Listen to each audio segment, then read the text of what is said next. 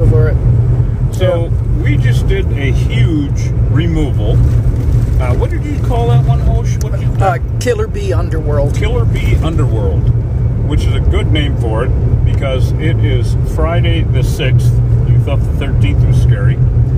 And we were underneath that house and got all of that comb, and half of it was brood comb. I said September 6th, not April 6th.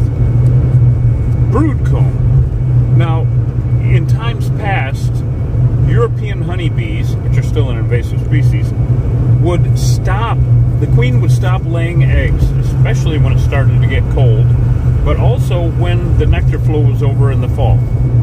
They would reduce their numbers in the hive to about half and kick all the drones out on the porch to starve, all the males, so there's less mouths to feed for the winter.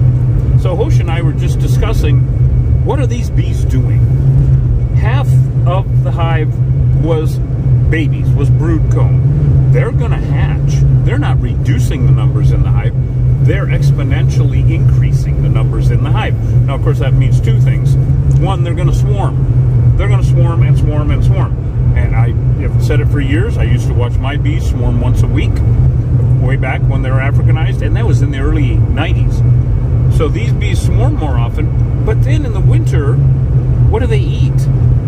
I'm baffled by it. Do they starve out? And I really don't know, because it's such a change of behavior from European hives to Africanized hives as far as sustainability within the hive. And of course, we're talking about invasive species here in the Western Hemisphere.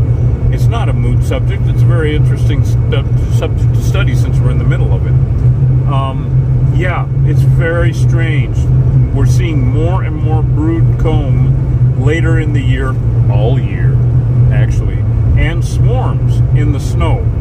So all bets are off, Killer Bee Nation. We don't know what to expect next.